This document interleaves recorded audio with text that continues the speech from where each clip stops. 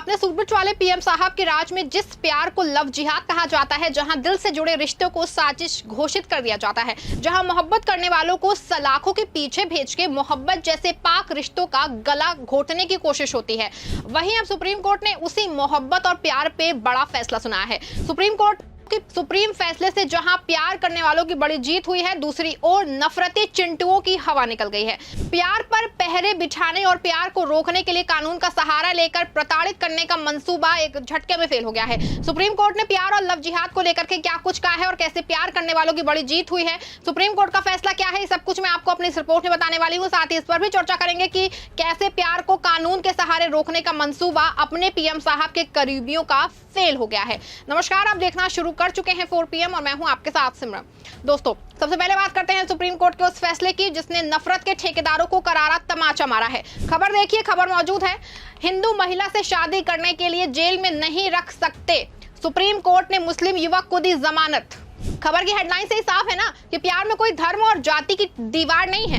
आपको बता दें कि उत्तराखंड के एक मामले में एक मुस्लिम युवक को जमानत देते हुए सुप्रीम कोर्ट ने साफ कहा कि अगर दो बालिग लोग, चाहे वो हिंदू हो, मुस्लिम हो या किसी और धर्म के, आपसी सहमति से शादी करते हैं या साथ रहते हैं, तो कोई भी, चाहे वो सरकार हो, पुलिस हो या समाज के तथाकथित रक्षक, उनकी आजादी में दखल जो है वो नहीं दे सकते हैं। ये पूरा मामला जो है उत्तराखंड के देहरादून का है, जहाँ एक मुस्लिम युवक और एक हिंदू लड़की ने आपसी सहमति से शादी की, लेकिन उत्तराखंड पुलिस ने धर्म परिवर्तन रोकथाम कानून के तहत युवक को हथकड़ी पहना दी। लड़की के परिवार और कुछ कट्टरपंथी संगठनों ने इसे लव जिहाद का तगमा दे दिया, लेकिन सुप्रीम कोर्ट ने सबकी जो है हेकड़ी निकालते हुए कहा कि संविधान के अनुच्छेद 21 के तहत हर व्यक्ति को अपनी मर्जी से जीवन साथी चुनने का हक है।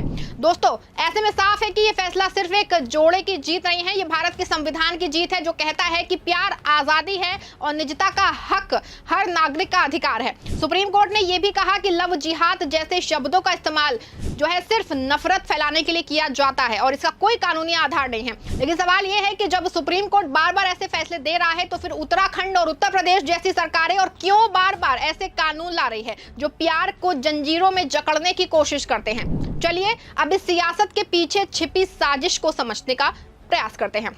उत्तराखंड, जिसे देवभूमि कहा जाता है, वहां की सरकार ने 2018 में उत्तराखंड धार्मिक स्वतंत्रता अधिनियम लाई और अब 2024 में समान नागरिक संहिता के नाम पे एक और कानून लागू किया गया।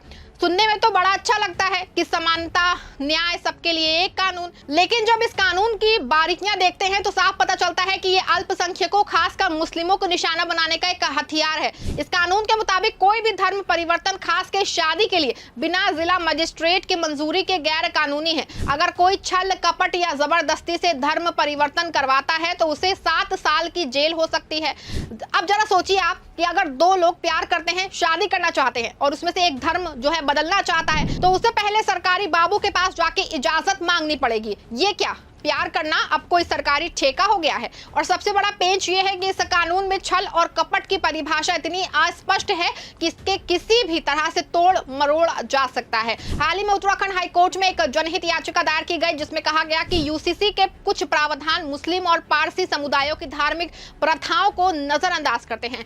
मिसाल के तौर पर कुरान में कुछ रिश्तों में शादी की इजाजत है जो हिंदू विवाह अधिनियम में निषिद्ध है, लेकिन यूसीसी इन प्रथाओं को मान्यता नहीं देता है। ये भेदभाव नहीं है तो क्या है? दोस्तों, सच ये है कि ये कानून जो है सिर्फ कागज पे नहीं, जमीन पर भी जुल्म ढा रहा है। देहरादून में एक मुस्लिम युवक और उसकी पत्नी के खिलाफ सिर्फ इसलिए केस दर्ज हुआ क्योंकि लड़की ने अपनी मर्जी से शादी कर ली। पुलिस ने ना सिर्फ युवक को जेल में डाला बल्कि उस काजी को भी पकड़ा जिसने शादी कराई। ये क्या अब शादी कराना भी जो है वो गुनाह हो गया है? आपको बता दें कि उत्तराखंड की तरह यूपी में भी योगी आदित्यनाथ की सरकार ने 2020 में लव जिहाद के खिलाफ एक ऐसा कानून बनाया जो नफरत की सियासत का सबसे बड़ा नमूना है। इस कानून का नाम है उत्तर प्रदेश विधि विरुद्ध धर्म सपरिवर्तन प्रतिषेध अधिनियम, जी हाँ 2021, लेकिन इसे लव जिहाद कानून कह के प्रचारित किया गया ताकि मुस्लिम युवकों को डराया धमकाया जा सके। आपको बता दें कि इस कानून में कहा गया है कि शादी के लिए धर्म परिवर्तन गैर कानूनी है और इसे साबित करने की जिम्मेदारी धर्म बदलने वाले पर होती। दोषी पाए जाने पे 1 से 10 साल तक की जेल है और भारी जुर्माना है। सभी अपराध गैर जमानती हैं, यानी कि जमानत मिलना मुश्किल है। लेकिन योगी सरकार के इस कानून के खिलाफ सुप्रीम कोर्ट में चुनौती दी जा चुकी है, जहां याचिकाकर्ताओं ने कहा कि ये कानून संविधान के अनुच्छेद 21 और 25 का उल्लंघन करता है। अनुच्छेद 21 जो है वो हर व्यक्ति को निजी स्वतंत्रता देता है है और जो अनुच्छेद 25 है वो धर्म चुनने की आजादी है। सुप्रीम कोर्ट ने इस मामले में नोटिस जारी किया है और पूछा है कि क्या सरकार लोगों की निजी जिंदगी में इतना दखल दे सकती है। आपको बता दें कि इलाहाबाद हाईकोर्ट ने भी 2020 में एक फैसले में कहा था कि जीवन साथी चुनने का हक संवैधानिक है। फिर भी योगी सरकार अपने कानून को और सख्त करने की बात कर रही है। 2024 में उन्होंने इस कानून में उम्र कैद तक की सजा का प्रावधान जोड़ा। ये क्या, अब प्यार करना आतंकवाद से भी बड़ा गुनाह हो गया है क्या? ऐसे में सवाल है कि ये धर्म परिवर्तन कानून सिर्फ कानून नहीं बल्कि एक सोची समझी रणनीति का हिस्सा होता है। शायद इसका मकसद है मुस्लिमों और अन्य अल्पसंख्यकों को डराना, दबाना और उन्हें दोयम दर्जे का नागरिक बनाना। आपको बता दें कि उत्तराखंड में 2023 में 46 मामले लव जिहाद के नाम पे दर्ज हुए हैं। इसमें से ज्यादातर में बिना सबूत के मुस्लिम युवकों को जेल में डाला गया। उत्तरकाशी में तो हालात इतने बिगड़े कि हिंदू संगठनों ने मुस्लिम दुकानदारों का बहिष्कार शुरू कर दिया। और यूपी में तो हाल ये है कि अगर कोई हिंदू लड़की किसी मुस्लिम लड़के के साथ दिख जाए तो उसे लव जिहाद का लेबल चिपका दिया जाता है। लेकिन अगर कोई हिंदू लड़का किसी मुस्लिम लड़की से शादी करता है तो वो घर वापसी हो जाता है। ये क्या दोहरा मापदंड अब कानून बन गया। इन कानूनों का सबसे खतरनाक नतीजा ये है कि समाज में नफरत का जहर घोल रहे हैं। मुस्लिम समुदाय के खिलाफ गुस्सा भड़काया जा रहा है और सांप्रदायिक सद्भाव को खतरा पैदा हो रहा है। सुप्रीम कोर्ट ने बार बार कहा है कि लव जिहाद जैसे शब्दों का कोई कानूनी आधार नहीं, फिर भी सरकारें और कट्टरपंथी संगठन इसे हथियार की तरह इस्तेमाल कर रहे हैं। दोस्तों, ऐसे में जब सियासत नफरत की राह पे चल पड़ी है तब सुप्रीम कोर्ट ही वो दिया है जो संविधान की रोशनी दिखाता है। इस मामले में भी सुप्रीम कोर्ट ने ना सिर्फ मुस्लिम युवक को जमानत दी है बल्कि सरकारों को आईना दिखाना कि तुम्हारी मनमानी जो है वो नहीं चलेगी। बता रहे आपको 2018 में हादिया केस में सुप्रीम कोर्ट ने कहा था कि एक बालिग महिला को अपनी मर्जी से शादी करने का हक है। 2020 में इलाहाबाद हाईकोर्ट ने भी यही बात दोहराई और अब उत्तराखंड के इस मामले में सुप्रीम कोर्ट ने साफ कर दिया है कि लव जिहाद जैसे शब्द नफरत की सियासत का हिस्सा है और इसका संविधान में कोई स्थान नहीं है। लेकिन सवाल यह है कि क्या सरकार जो है वो सुप्रीम कोर्ट की बात मानेंगी या फिर वो नफरत की सियासत को और ऐसे हवा देती रहेंगी। उत्तराखंड और यूपी के कानूनों में जो पेंच है, जैसे अस्पष्ट परिभाषाएं, गैर जमानती अपराध और अल्पसंख्यकों पर निशाना, वो साफ दिखाते हैं कि इनका मकसद न्याय नहीं बल्कि डर पैदा करना है।